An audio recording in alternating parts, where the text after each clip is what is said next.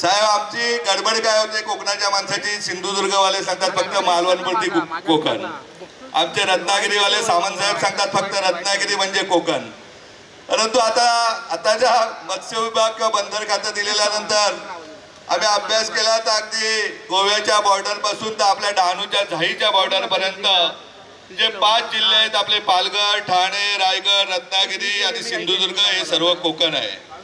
इथली माती सारखीच आहे, इथल्या रूढी परंपरा सारख्याच आहेत आणि इथल्या समस्याही सारख्याच आहेत. का इथे इतका धुवाधार पाऊस पडत असताना बाजूच्या गुजरातमध्ये सरदार वल्लभभाई पटेलचं पाणी पार तिकडे राजस्थानच्या बॉर्डर पर्यंत नेलं, परंतु आमच्याकडे पडणारा पाऊस 5 जिल्ह्यामध्ये दिवाळीनंतर किंवा डिसेंबर जानेवारीला पाणी टंचाई सुरू होते.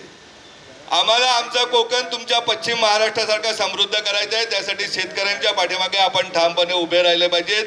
सिंचनाचं कामं जलसंधारण डिपार्टमेंट आपल्याकडे ते, आपल्या विभागाकडे ते, जास्तीत जास्त कशी धरणं होतील, पाणी अडवलं कसं जाईल, का DPDC मार्फत नितेशजी राणे असतील, सामंत साहेब असतील, रायगडचा प्रश्न मिटल्यानंतर तिथले पालकमंत्री महोदय असतील, यांच्यामार्फत गावागावामध्ये छोट्या छोट्या नाळ्या वस्त्यामध्ये कसे धरणं होतील आणि त्या धरणाचं पाणी बारमाही शेतीसाठी कसं येईल यासाठी आम्ही आपल्याकडे मागणी करतोय.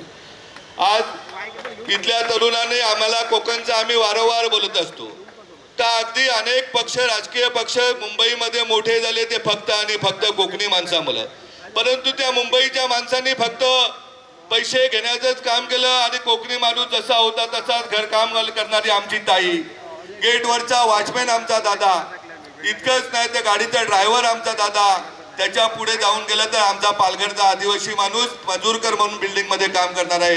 हे चित्र आम्हाला बदलण्यासाठी साहेब आपल्याला इथपर्यंत बोलवलेलं. आमचे 2-4 लोक मोठे होऊन कोकण मोठं नाही होणार. त्यासाठी इथला शैक्षणिक विकास झाला पाहिजे. जिजाऊच्या मार्फत कोकणच्या 5 जिल्ह्यामध्ये 50 CBSE शाळा आपण तयार करतोय.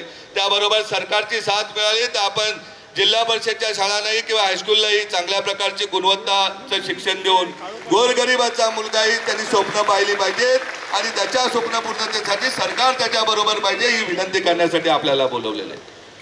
आपल्या जिजाऊच्या 2008 सालापासून स्वप्नच आहे का कोकणच्या भूमीतील कुठलाच विद्यार्थी शिक्षणापासून वंचित होणार नाही आणि परमेश्वराच्या कृपेने साहेब सांगतो, या मायबाप जनतेच्या कृपेने अगदी आई वडील नसलेला मुलगाही आपल्या संस्थेकडनं IPS ऑफिसर झालेला आहे. वयाच्या 25व्या वर्षी तो नक्कीच 50व्या वर्षी राज्याचा महासंचालक गेला, पश्चिम बंगालला नोकरी करतो. जिच्या पोटामध्ये 2.5 महिन्याचं बाळ असताना आपल्या वागले इस्टेटमध्ये राहणारी मोहिनी भरमल, तिचा पती जातो, 19 वर्षाच्या तरुणीचा. पती गेल्यानंतर सासू तिला सांगते का बाळाला पाडू नको. त्या बाळाला वाढवलं जातंय, जन्माला घातलं जाते. दोघी जणी आपल्या वागळे इस्टेट भागामध्ये धुनी भांडी करण्याचं काम करायची. एक बाई सासू कधी बाळाजवळ थांबायची, कधी सून थांबायची. आणि ते मुलगी जेव्हा आपल्या ठाण्याच्या जिजाऊच्या पोलीस भरती केंद्रात आली त्याच वेळेस साहेब आपण मुख्यमंत्री होतात. मला आठवतंय का मुंबईमध्ये महापालिकेची फायर ब्रिगेडची भरती निघाली होती 810 जागाच्या. मी तुम्हाला सह्याद्रीला एक पत्र दिलं होतं साहेब का सस्पेन्शनली मार्क लिहायची पद्धत होती महापालिकेमध्ये. तुम्ही त्याच वेळेस चहल साहेबांना सांगितलं, चहल तेव्हा आयुक्त होते, का सस्पेन्शनली मार्क बंद करा. त्यामध्ये 800 मुलातले 109 विद्यार्थी या कोकणच्या भूमीतून मुंबईमध्ये अग्निशामक दलात लागले. त्यामध्ये ती मोहिनी भारमली लागली. हे काम आपल्या जिजाऊचं आहे. अगदी भाजीवाल्या ताईची मुलगी पोलीस झाली. अगदी वीट भट्टीवर काम करणाऱ्या माणसाच्याही परिवाराचा मुलगाही पोलीस झाला. परंतु नुसतं पोलीस भरती आम्हाला नाही थांबायचंय, तर आम्हाला या जिल्ह्याचा SP आपला झाला पाहिजे, कलेक्टरही आपला झाला पाहिजे, COही आपला झाला पाहिजे. अगदी मंत्रालयात गेल्यानंतर आम्हाला कधीतरी वाटतं का हा महाराष्ट्र आपला आहे का कोणाचा आहे. अगदी अपर मुख्य सचिव बघाल तर 80-90% परप्रांतीय बाहेरच्या राज्यातले असतात. त्याच्यामुळे ते ड्युटी किंवा तुमचे आदेश तेवढंच करतात. जेव्हा या मातीतील विद्यार्थी प्रशासनामध्ये या राज्याचा मुख्य सचिव होईल, अनेक विभागाचे सचिव होतील, तेव्हा त्याला इथल्या गरिबाची जाण राहील, राज्याच्या आरोग्य समस्येविषयी जाण राहील, रोजगाराची जाण राहील. अशा प्रकारचं माझं मत आहे. त्यासाठी आपण शिक्षण खात्यातही आम्हाला मदत करावी, शासनामार्फत मदत करावी की जेणेकरून विद्यार्थ्यांना चांगल्या प्रकारचं चांगल्या दर्जाचं शिक्षण देता येईल.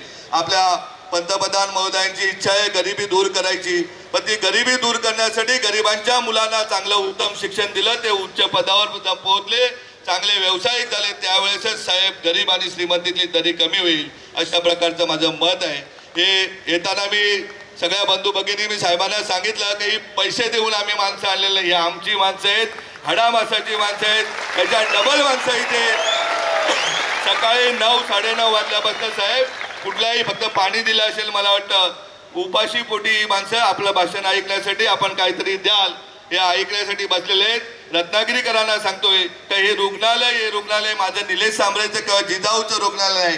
निमित्त फक्त बाबांच्या वाढदिवसानिमित्त उद्घाटन आहे, परंतु हे रुग्णालय हे आपल्या सर्वांचं रुग्णालय आहे. त्यामुळे या रुग्णालयामध्ये प्रत्येक गावपाड्यातील माझी ताई उद्याला ब्रेस्टचे कॅन्सर किंवा गर्भपिशवीच्या कॅन्सरचं मोठ्या प्रमाणात प्रमाण सुरू आहे. तुम्ही प्रत्येकाने जागरूकपणे ज्याप्रमाणे पोलीस सैन्य दखल घेतं त्याप्रमाणे आपण आपल्या गावातली आरोग्य व्यवस्था पाहणे ही गरजेची आहे. आपले नातेवाईक असतील, आपले जाती धर्मा पलीकडे जाऊन आपल्याला सर्वांना आरोग्य सेवा द्यायची. लवकरच तुम्हाला 9च्या 9 तालुक्यामध्ये 4 ॲम्ब्युलन्स आपल्या आहेत, उरलेल्या 5 रुग्णवाहिकाही देण्यात येतील. त्याचबरोबर प्रत्येक तालुक्यामध्ये स्पर्धा परीक्षा, आज आपले 4 सेंटर आहेत, उरलेले 5 सेंटरही आपण स्पर्धा परीक्षा अभ्यासिका पोलीस भरती केंद्र, त्याचबरोबर महिलांसाठी जे शिवण क्लासेस किंवा इतर क्लासेसची व्यवस्था आहे. अगदी इंग्रजी शिकायचं आमच्या तायांना असेल तरी इंग्लिश स्पीकिंगची व्यवस्था आम्ही केली जाईल. जिथे जिथे आपण मागाल तिथे तिथे 9वी 10वी 11वी 12वीच्या विद्यार्थ्यांसाठी फ्री कोचिंग क्लासेसची व्यवस्था करण्यात येईल. एवढं आपल्याला मी नक्कीच सांगतोय. आपण सर्वजण ज्या आशेने बघताय, मी काल बोलता सामंत साहेबांना सांगितलं, साहेब मी काय इथे निवडणूक लढायला आलेलो नाहीये, मला माझ्या माणसाला न्याय मिळायला द्यायचा आहे. माझ्या माणसाला आरोग्य व्यवस्था शिक्षण मिळालं पाहिजे. मंचावर बसलेल्या माणसाप्रमाणे उद्याला खाली बसलेल्या माणसांची मुलंही पुढच्या भविष्यामध्ये मंचावर बसली पाहिजे. ते स्वप्न घेऊन आपल्यापर्यंत आलेलो आहे आणि मला खात्री आहे त्यांनी विश्वास दिलेला आहे की तुम्हाला कुठेही अडचण येणार नाही, अशी काळजी आम्ही घेऊ. टाइम्स डिजिटलला लाईक करा, शेअर करा, सबस्क्राईब करा आणि बेल आयकॉन दाबायला विसरू नका. Times digital.